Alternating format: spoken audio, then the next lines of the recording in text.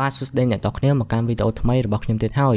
ថ្ងៃនេះដែរគឺខ្ញុំនឹងមកធ្វើការសម្រាយរឿង The Godfather Part 2សម្រាប់អ្នកដែលអត់ទាន់បានមើលរឿង The Godfather Part 1ឬក៏មើលវីដេអូចាស់របស់ខ្ញុំទេខ្ញុំសំណូមពរឲ្យអ្នកទាំងគ្នាទៅមើលសិនទៅពីព្រោះថាបើអ្នកទាំងគ្នាមើលវីដេអូនេះយកមកគឺប្រកាសជាមើលអត់យល់ទេនៅក្នុងរឿង The Godfather Part 2នេះគឺយើងនឹងមើលទៅលើតួអង្គ Michael Corleone ដែលគាត់បានបន្តតំណែងពី Vito ឲ្យដឹកនាំគ្រួសារ Corleoneហើយយើងចង់ដឹងថាតើ Michael Corleone គឺនឹងដឹកនាំគ្រួសាររបស់គាត់ទៅឯណានោះយើងកុំភ្លេចមើលវីដេអូនេះឲ្យចប់ហើយយើងកុំឲ្យខាតពេលយូរចូលទៅសាច់រឿងទាំងអស់គ្នាតែម្ដងទៅសាច់រឿង The Godfather Part 2គឺចាប់ផ្ដើមនៅ Sicily ដែលយើងបានវិលត្រឡប់មកអតីតកាលជីវិតរបស់ Vito Corleone វិញដែលជាមេគ្រួសារ Corleone នៅក្នុងរឿងមុននៅឆ្នាំ1901នៅ Sicily Vito Corleone គឺមានអាយុនៅក្មេងនៅឡើយហើយកំពុងតែហែសពឪពុករបស់ខ្លួនជាមួយនឹងម្ដាយកំពុងតែហែសពនោះបងប្រុសរបស់ Vito ក៏ត្រូវបានគេបាញ់សម្លាប់ចោលទៀតដោយសារតែគាត់ចង់សងសឹកឲ្យឪពុករបស់ខ្លួនម្ដាយរបស់ Vito ក៏ទៅអង្វរ Don Ciccio ដែលជាម្ចាស់ Mafia នៅក្នុងស្រុក Sicily លើកលែងឲ្យ Vito ដែលជាក្មេងៗកំហុសហើយនឹងមិនសងសឹកទៅលើ Don Ciccio ទេតែ Don Ciccio ខ្លាចថា Vito ធំឡើងគឺនឹងសងសឹកគាត់ក៏មិនយល់ព្រមម្ដាយរបស់ Vito ក៏ព្យួរកំបិតទៅលើ Don Ciccio ដើម្បីឲ្យ Vito រត់កូនចៅរបស់ Don Ciccio ក៏បានបាញ់សម្លាប់ម្ដាយ Vito ហើយ Vito ក៏បានរត់បាត់ Vito ក៏ត្រូវបាន Don Ciccio តាមប្រមាញ់ពេញស្រុកតែក៏មានអ្នកស្រុកចិត្តល្អមួយចំនួនបានជួយបិទលាក់បាំង Vito ហើយក៏នាំ Vito ទៅកប៉ាល់មួយដែលបានចេញដំណើរទៅ New York City ទៅដល់នោះ Vito ក៏ត្រូវបានគេនាំទៅទីស្នាក់ការជនអន្តោប្រវេសន៍ភ្នាក់ងារនៅទីនោះក៏បានសរសេរដាក់ឈ្មោះ Vito ពី Vito Ordelini ទៅជា Vito Corleone វិញដោយឈ្មោះ Corleone នេះតែតាមការពិតគឺជាឈ្មោះពីភូមិរបស់ Vito ទេហើយជីវិតរបស់ Vito Corleone ក៏បានចាប់ផ្ដើមនៅសហរដ្ឋអាមេរិក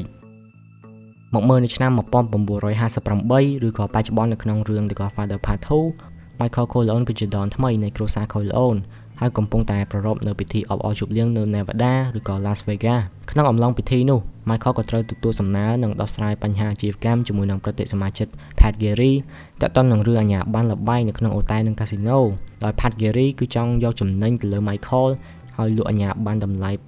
250,000 និងយកថ្លៃ 5% នៃការចំណេញពីកាស៊ីណូនិងអូតែលទាំងអស់ទៅឲ្យ Pat Garry ហើយ Michael ក៏សម្រេចចិត្តមិនទទួលយកកិច្ចព្រមព្រៀងនេះនិយាយមិនត្រូវគ្នា Michael ក៏ប្រាប់ថាគាត់នឹងមិនឲ្យអ្វីទាំងអស់ Michael ក៏បានជួបជាមួយនឹង Johnny Ola ដែលជាកូនចៅដៃឆ្វេងរបស់ Hyman Roth ហើយក៏បានមកជួបនឹង Michael ដើម្បីគាំទ្រ Michael ក្នុងការចូលទៅក្នុងវិស័យល្បែងនៅ Nevada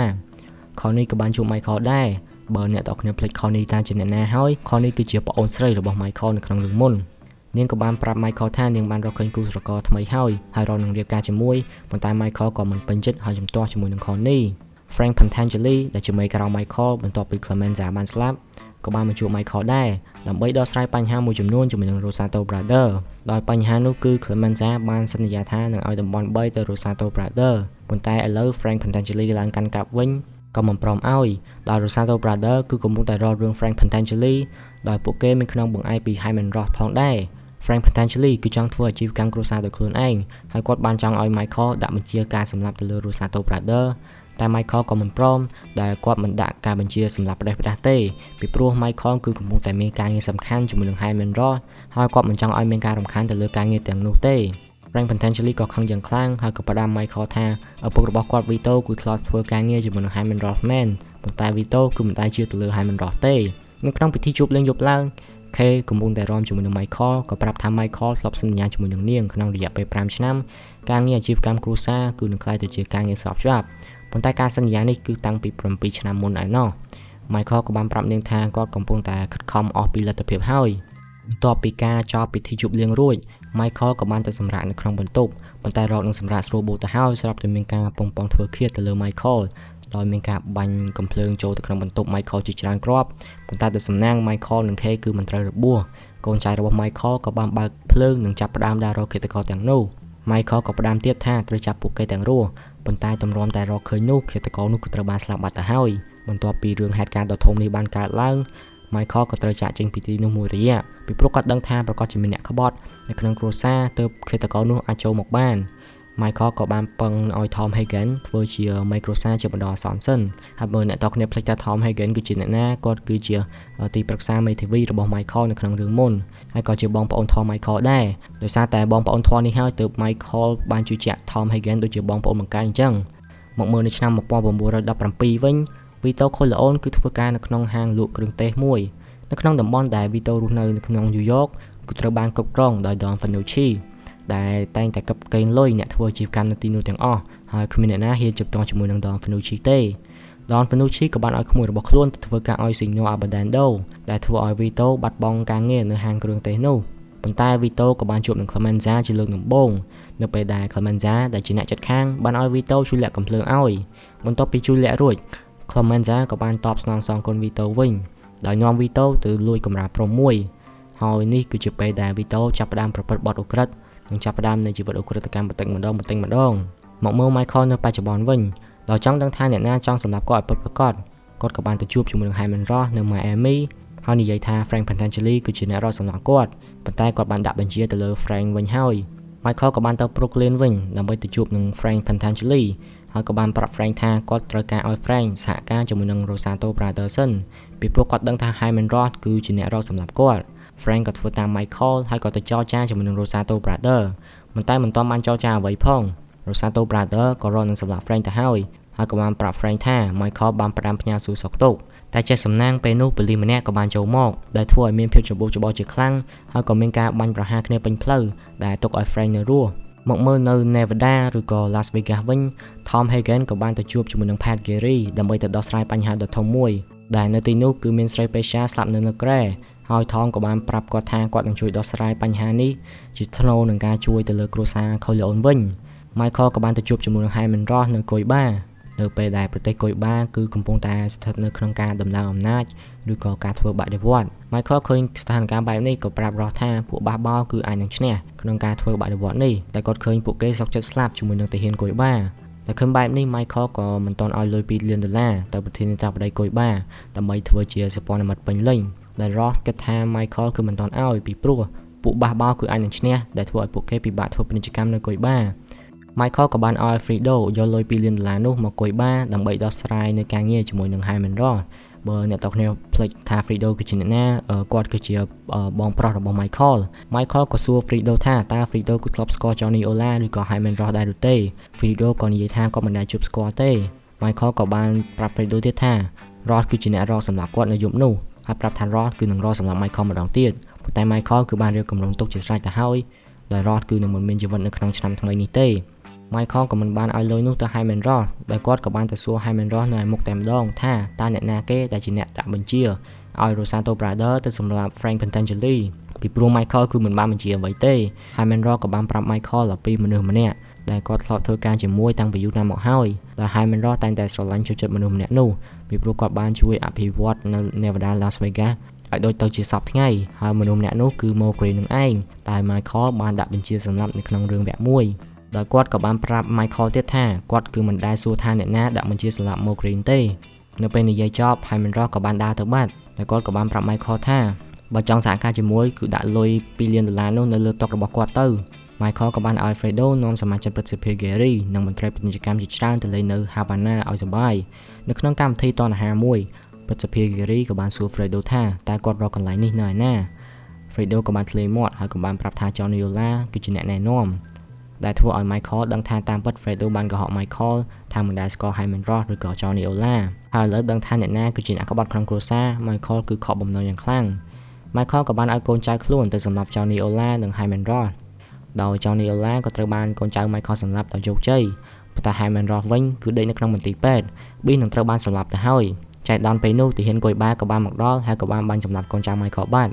ក្នុងពេលឆ្លងឆ្នាំថ្មីនៅកុយបា Michael ក៏បានទៅរក Alfredo ហើយក៏បានថើប Alfredo ដែលនេះគេហៅថាគឺជាការថើបផ្ដាច់ជីវិតឬក៏ the kiss of death ហើយក៏បានប្រាប់ Alfredo ថាគាត់ដឹងថា Alfredo គឺជាអ្នកក្បត់គាត់ដោយ Michael គឺខូចចិត្តយ៉ាងខ្លាំងទៅលើ Alfredo ដឹងថា Michael ដឹងពីការក្បត់របស់ខ្លួនក៏បានរត់ទៅបាត់នៅកុយបាយប់នោះការធ្វើបដិវត្តន៍ក៏ទទួលបានជោគជ័យដែលប្រធានាធិបតីចាស់ក៏បានចុះចេញពីតំណែងទាំងយប់ដែលធ្វើឲ្យមានភាពច្របូកច្របល់យ៉ាងខ្លាំង Michael ក៏បានចាក់ចេញពីកុយបាបាត់មកដល់វិញ Tom Hagen ក៏បានប្រាប់ Michael ថា Hyman Roth គឺមិនទាន់បានស្លាប់ទេហើយក៏បានចាក់ចេញពីកុយបាបាត់ទៅហើយអង្គការរបស់ Michael ដែលរកនឹងសម្លាប់ Hyman Roth នោះក៏បានស្លាប់ទៀតហើយ Alfredo វិញគឺប្រកាសជាលាក់ខ្លួននៅ New York ហើយព័ត៌មានដ៏អាក្រក់បំផុតនោះគឺ Kay បានរលូតកូនបាត់ទៅហើយ Michael ក៏សួរ Tom ទៀតថាកូននោះគឺប្រុសឬស្រី Tom ក៏ឲ្យ Michael ស្របអារម្មណ៍ដោយ Michael ក៏បានស្រែកឲ្យ Tom Hagen ហើយឆ្លើយសំណួររបស់គាត់ Tom ក៏មិននឹងឆ្លើយយ៉ាងម៉េចពីព្រោះកូននោះទើបតែបាន3ខែតែប៉ុណ្ណោះមកមើលនៅឆ្នាំ1920វិញ Don Fanucci ក៏ដឹងឮនៅការសហការសម្ព័ន្ធមិត្តរវាង Vito Clemenza និងមនុស្សម្នាក់ទៀតនោះគឺ Tessio ហើយបើអ្នកទាំងគ្នាភ្លេចថា Tessio គឺជាអ្នកណាគាត់គឺជាមេក្រៅ Vito នៅក្នុងវគ្គមុនដោយពួកគេបានប្រព្រឹត្តនៅបទឧក្រិដ្ឋតូចតាចហើយ Don Fanucci គឺចង់បានកម្រៃមួយចំនួនរបស់ពួកគេមុនដំបូង Clemenza និង Tessio ដោយខ្លាចអំណាចរបស់ Don Fanucci ក៏បានយកប្រងបងឲ្យប៉ុន្តែ Vito ក៏បានប្រាប់ពួកគេថា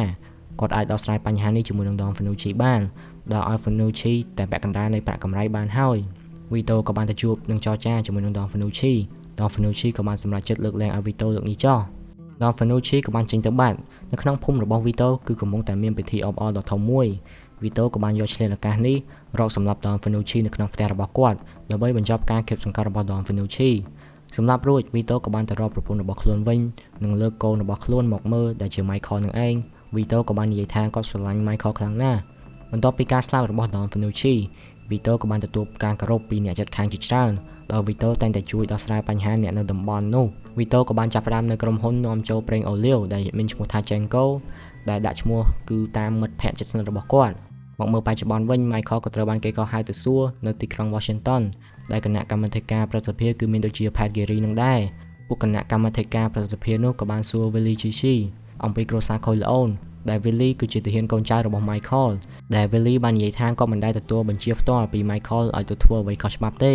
នៅពេលដែល Michael បង្ហាញខ្លួននៅចំពោះគណៈកម្មាធិការសមាជិកព្រឹទ្ធសភា Geary ក៏បានធ្វើការបង្ហាញនិងនិយាយអំពីការគាំទ្រជនជាតិអាមេរិកដើមកំណើតអ៊ីតាលីបន្ទាប់មកក៏បានដោះសារខ្លួនពីដំណើរការធ្វើនីតិវិធីនេះអំឡុងពេលការសាកសួរ Michael ក៏បានបដិសេធរាល់ការចោទប្រកាន់ពីបទឧក្រិដ្ឋដូចជាការសម្លាប់ Salonso និង Captain McCluskey នៅឆ្នាំ1946និងបដិសេធចំពោះស្ថានភាពអាជីវកម្មរបស់គាត់ក្នុងការធ្វើប្រតិបត្តិការកាស៊ីណូល្បែងជាច្រើននៅ Nevada ឬក៏ Las Vegas Michael ធ្វើសេចក្តីថ្លែងការណ៍មួយជំទាស់នឹងគណៈកម្មាធិការដែលឲ្យពួកគេបង្កើតសាកសីបានមួយដើម្បីបញ្ជាក់ការចោទប្រកាន់ប្រឆាំងនឹងគាត់នេះសវនាការក៏បានបញ្ចប់ដោយសមាជិកព្រឹទ្ធសភា Kane ក៏សន្យាថាគាត់នឹងរកបង្កើតសាកសីបានមួយ Frank Pentangeli ដែលមិនទាន់បានស្លាប់ក្នុងការវាយប្រហារដោយ Rosato Brother ក៏បានជឿថា Michael បានក្បត់គាត់ហើយរួមដៃជាមួយនឹង Rosato Brother គាត់ក៏បានធ្វើកិច្ចព្រមព្រៀងជាមួយនឹង FBI និងផ្ដល់ធ្វើជាសាក្សីប្រឆាំងនឹង Michael Tom Hagen និង Michael ក៏បានពិភាក្សាអំពីបញ្ហានេះដោយពួកគេសង្កេតឃើញថាយុទ្ធសាស្ត្ររបស់ Hyman Roth ក្នុងការបំផ្លាញ Michael គឺត្រូវបានគ្រោងទុកយ៉ាងល្អ Fredo ក៏ត្រូវបានត្រឡប់មក Nevada វិញ Fredo ក៏បញ្យល់ Michael ថាគាត់មិនដឹងថាគាត់បានជួយរៀបចំអន្ទាក់សម្រាប់ Michael ទេដែលគាត់គ្មានចេតនាធ្វើអញ្ចឹងទេហើយ Fredo ឃើញថាគាត់ត្រូវបានគេមើលងាយឬក៏ដើរក្រឡងគាត់ដែលគាត់ដឹងថាគាត់មិនសូវឆ្លាតដូច Sonny ឬក៏ Michael ពិតមែនតែគាត់ក៏ជាបងធំ Michael ដែរគាត់ចង់បានការគោរពពីគេគាត់ក៏បានធ្វើការជាមួយនឹង Hyman Roth ដែលគាត់ថាគាត់នឹងមានមុខមាត់ក្នុងការធ្វើកិច្ចការគ្រួសារដែលមិនត្រូវពឹងអ្នកណាតែរឿងក៏បានខ្លាយទៅជាបែបនេះ Fredo ក៏បានប្រាប់តម្រុយទៅ Michael ថាប្រធានមេធាវីរបស់គណៈកម្មាធិការព្រឹទ្ធសភា Quaystad គឺជាមនុស្សរបស់ Hyman Roth បន្ទាប់ពីនេះ Michael ក៏គ្មានអ្វីនិយាយជាមួយនឹង Fredo គាត់ក៏បានប្រាប់ Fredo ថាគាត់បានកាត់ការ Fredo ចោលហើយFredo គឺនឹងមិនពាក់ព័ន្ធជាមួយនឹង Michael ចាប់ពីថ្ងៃនេះតទៅនៅក្នុងសវនាការដែល Frank Pentangeli ត្រូវបានផ្ដល់ធ្វើជាសាក្សី Michael ក៏បានមកដល់អមដោយបងប្រុសរបស់ Pentangeli ឈ្មោះ Vincenzo ដែលនាំមកពី Sicily ហើយវត្តមានរបស់ Vincenzo បានធ្វើឲ្យ Frank បដិសេធអំពីការធ្វើជាសាក្សីទាំងអស់និងបដិសេធសេចក្តីថ្លែងការណ៍របស់គាត់កាលពីមុនទាំងអស់ដែល Frank បានចោទថាគាត់គ្រាន់តែប្រាប់ FBI អ្វីដែលពួកគេចង់ឮតែប៉ុណ្ណោះដោយគ្មានសាក្សីប្រឆាំងនឹង Michael គណៈកម្មាធិការក៏បានពន្យាពេល Michael ក៏បានជួបនឹង K វិញ K ក៏បានព្យាយាមចាក់ចេញពី Michael ដោយយកកូនរបស់ពួកគេទៅជាមួយមុនដំបូង Michael ក៏មិនចង់បញ្ចូល K តែពួកគេក៏បានចាប់ផ្ដើមឆ្លោះគ្នា K ក៏បានប្រាប់រឿងដល់គួរភ្ញាក់ផ្អើលមួយទៅដល់ Michael ដោយនាងមិនបានរលូតកូនទេតែនាងបានរំលូតកូនដោយខ្លួនឯងទៅវិញដើម្បីជៀសវាងការផ្ដល់កូនម្នាក់ទៀតចូលទៅក្នុងមរតកឧក្រិដ្ឋកម្មរបស់ Michael នាងក៏បានប្រាប់ទៀតថាកូននោះគឺជាកូនប្រុសដែលធ្វើឲ្យ Michael ក្តៅក្រហាយខឹងយ៉ាងខ្លាំងហើយ Michael ក៏បានទះ K មួយដៃនៅឆ្នាំ1925ខណៈពេលដែលទៅលេង Sicily សម្រាប់វិសមការគ្រួសារជាលើកដំបូងក្នុងរយៈពេល20ឆ្នាំនេះ Vito ក៏ទៅ Sicily ដើម្បីជំរះរឿងចាស់ជាមួយនឹង Don Ciccio ដែល Tomasio ណែនាំថា Vito គឺជាអ្នកនាំចេញប្រេងអូលីវរបស់ពួកគេទៅអាមេរិកហើយចង់បានពរជ័យរបស់ Don Ciccio នៅពេលដែល Ciccio សួរ Vito ថាតើឪពុករបស់គាត់គឺជាអ្នកណា Vito ក៏បានតបថាឪពុករបស់គាត់ឈ្មោះ Antonio Andeloni ដោយ Vito ក៏បានកាត់ក្រពះ Don Ciccio ដើម្បីសងសឹកចំពោះការស្លាប់របស់ឪពុកម្ដាយនិងបងប្រុសរបស់គាត់វិញនៅពេលដែលកំពុងតែរត់គេចនោះ Tomasio ក៏ត្រូវបានគេបាញ់ចំជើងដោយអង្គរៈម្នាក់របស់ Don Ciccio តែពួកគេក៏បានរត់បានសម្រេច មកដល់បច្ចុប្បន្នវិញម្ដាយរបស់ Michael ក៏ត្រូវបានស្លាប់គ្រួសារ Corleone ក៏បានជួបជុំគ្នាឡើងវិញសម្រាប់ពិធីបុណ្យសាកសពនេះ Michael តែងតែគិតពី Fredo រហូត Connie ដែលបានត្រឡប់មកវិញនោះក៏បានអង្វរ Michael ឲ្យជួបជុំជាមួយនឹង Fredo វិញទៅ Michael ក៏យល់ព្រមពួកគេក៏បានអោបក្រសោបគ្នាឡើងវិញប៉ុន្តែនៅពេលជាមួយគ្នានោះដែរ Michael ក៏បានផ្ដល់សញ្ញាឲ្យ Alneri ថាការពាររបស់ Fredo ពីគ្រោះថ្នាក់ក្នុងពេលម្ដាយរបស់ពួកគេនៅរស់នោះឥឡូវនេះគឺត្រូវបានអស់ទៅហើយ Michael, Tom Hagen និង Rocco Lapone ក៏បានពិភាក្សាគ្នាអំពី Hyman Roth ដែលកំពុងតែស្វែងរកសិទ្ធិច្រកកោនពីប្រទេសផ្សេងៗដោយមិនទទួលបានជោគជ័យអស់ថែមទាំងត្រូវបានបដិសេធមិនឲ្យចូលអ៊ីស្រាអែលក្នុងនាមជាជនជាតិយូដាសដែរ Michael ក៏បានច្រានចោលដំបូន្មានរបស់ Tom Hagen ដែលថាទីតាំងរបស់គ្រួសារ Corleone គឺមានសុវត្ថិភាពទៅហើយមិនត្រូវមានការដាក់បញ្ជាសម្លាប់ទៀតទេហើយថាការដាក់បញ្ជាទៅលើការសម្លាប់ Hyman Roth និងបងប្អូន Rosato សម្រាប់ការសងសឹកនេះគឺជាការដែលមិនត្រូវចាំបាច់ធ្វើគាត់ក៏បានឲ្យ Tom Hagen ទៅសួរសុខទុក្ខ Frank Pentangeli ដែលកំពុងតែជាប់ឃុំឃាំងនៅលើមូលដ្ឋានយោធាមួយដោយ Tom Hagen ក៏បានស្នើឲ្យគាត់យកជីវិតរបស់ខ្លួនឬក៏សម្លាប់ខ្លួននឹងឯងដែលសន្យាថាគ្រួសាររបស់ Frank Pentangeli គឺនឹងត្រូវបានថែរក្សាបន្ទាប់ពីការស្លាប់របស់គាត់ Kay ក៏បានទៅសួរសុខទុក្ខកូនរបស់នាងដែរប៉ុន្តែមិនអាចទ្រាំទ្រនឹងការចាក់ចេញពីពួកគេពេល Michael មកដល់គាត់ក៏បានបិទទ្វារយ៉ាងត្រជាក់ចំពោះមុខនាង Hyman Roth ក៏បានមកដល់ Miami វិញគាត់ក៏ត្រូវបានសម្លាប់ដោយ Rocco Lapone ដែលខ្លាញ់បន្លំធ្វើជាអ្នកកាសែតដែល Rocco Lapone ក៏ត្រូវបានបាញ់សម្លាប់ភ្លាមៗដោយអង្គរៈរបស់ Roth នៅលើមូលដ្ឋានយោធា Frank Pentangeli ក៏ត្រូវបានគេផ្ទះឃើញស្លាប់នៅក្នុងបន្ទប់ទឹកហើយអំពើព្រៃផ្សៃបំផុតរបស់ Michael នោះគឺការសម្លាប់បងប្អូនរបស់ខ្លួន Alneri ទទួលបញ្ជាពី Michael Fredo កំពុងតែស្ទូចត្រីជាមួយនឹងកូនរបស់ Michael តែ Alneri ក៏បានហៅ Fredo ទៅជាមួយ Fredo ក៏ត្រូវបានសម្លាប់ដោយ Alneri ខណៈពេលដែលពួកគេកំពុងតែនេសាទនៅលើបឹងតាហូហើយយើងក៏បានត្រឡប់មកឆ្នាំ1941វិញដោយគ្រួសារ Corleone កំពុងតែរៀបចំពិធីគប់កំណើតដ៏គួរភ្ញាក់ផ្អើលសម្រាប់ Vito កូនច្បងរបស់ Vito Sonny ក៏បានណែនាំមិត្តភក្តិរបស់គាត់ Carlo Rizzi ឲ្យទៅស្គាល់ Connie ពួកគេក៏បាននិយាយអំពីការវាយប្រហារនាពេលថ្មីៗនៅលើកំពង់ផែ Pearl Harbor ដោយជនជាតិជប៉ុន Michael ក៏បានធ្វើឲ្យគ្រប់គ្នាភ្ញាក់ផ្អើលដោយប្រកាសថាគាត់ទើបតែចោះឈ្មោះនៅក្នុងកង Marine Sonny ក៏បានខឹងនឹង Michael យ៉ាងខ្លាំងដែលរកនឹងវាយ Michael ទៅហើយ Tom ក៏បានប្រាប់ Michael ថាឪពុករបស់គាត់គឺបានរៀបចំគម្រោងអនាគតឲ្យ Michael ទៅហើយហើយអ្វីបានជា Michael ចោះឈ្មោះចូលទៅក្នុងកង Marine ទៅវិញដោយមានតែ Fredo គឺជាមនុស្សម្នាក់គត់ដែលបានគ្រប់គ្រងការសម្រេចចិត្តរបស់ Michael SEO ក៏បានមកជាមួយនឹងនំខេកសម្រាប់ពិធីជប់លៀងនៅពេលដែល Vito មកដល់ពួកគេក៏បានចាក់ចេញពីបន្ទប់ដើម្បីស្វាគមន៍ Vito ដែលមានតែ Michael ម្នាក់គត់គឺកំពុងតែអង្គុយតុបាយមកមើលបច្ចុប្បន្នវិញ Michael អង្គុយម្នាក់ឯងនៅលេខតាហូតែចុងក្រោយយើងបានឃើញថាគាត់បានសម្លាប់សត្រូវរបស់គាត់ទាំងអស់ប៉ុន្តែភាពសាហាវរបស់គាត់នេះបានធ្វើឲ្យគាត់បាត់បង់គ្រួសាររបស់ខ្លួនដែរជាងយើងអ្នកទាំងគ្នាវីដេអូគឺមានតែប៉ុណ្្នឹងហើយសម្រាប់អ្នកដែលចូលចិត្តកុំភ្លេចចុច like និង subscribe អ្នកមួយផងThe Godfather Part 2នេះគឺជារឿងដែលខ្ញុំគិតថាល្អមើលខ្លាំងអ្នកខ្លះគិតថាល្អមើលជាងវគ្គ2ទៀតសម្រាប់ខ្ញុំផ្ទាល់ខ្ញុំស្រឡាញ់វគ្គ1ជាងមិនមែនថាវគ្គ2គឺល្អមើលទេបើយើងប្រៀបធៀបជាមួយនឹងគុណភាពគឺស្មើគ្នាតែម្ដងវគ្គ1វគ្គ2ប៉ុន្តែភាគច្រើនរឿងដែលខ្ញុំមើលខ្ញុំចូលចិត្ត original ជាងមិនមែនថាចូលចិត្ត original ទាំងអស់ទេរឿងខ្លះក៏ខ្ញុំចូលចិត្តវគ្គ2ជាងវគ្គ1ដែរដោយសារតែពេលខ្លះរឿងខ្លះវគ្គ1ហ្នឹងគឺអ្នកដឹកនាំគឺអត់ត្រូវបានទទួលបានដើមទុនច្រើនណាដោយសារគេអត់សូវជឿទៅលើអារឿងហ្នឹងដល់ទៅពេលវាទទួលជោគជ័យទៅមិនគេឲ្យដើមទុនច្រើនទៅលើវគ្គ2រឿងនេះគឺ The Godfather គឺអត់ទេហើយនៅក្នុងវីដេអូបន្ទាប់គឺខ្ញុំនឹងនិយាយតាក់ទងជាមួយនឹងវគ្គ3ចំពោះវគ្គ3វិញបើតាមមតិរបស់ខ្ញុំគឺវាល្អមើលដែរប៉ុន្តែបើយើងមើលយើងកុំប្រៀបធៀបជាមួយនឹងវគ្គ1និងវគ្គ2បើយើងប្រៀបធៀបវាគឺគុណភាពអត់ដល់តែសោះហ្នឹងគឺថានិយាយទៅបើសាច់រឿងវិញគឺអូខេតែចាញ់វគ្គ1ហើយវគ្គ2ហ្នឹង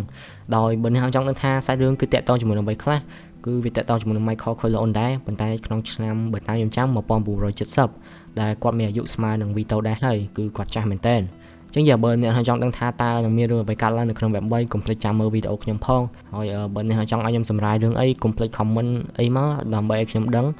ហើយចេះយើងវីដេអូក៏មានតែប៉ុណ្្នឹងហើយបើថាចង់ដឹងមតិខ្ញុំផ្ទាល់ទៅខ្លាំងចំពោះវគ្គ3គឺកុំភ្លេចចាំមើលវគ្គ3ផង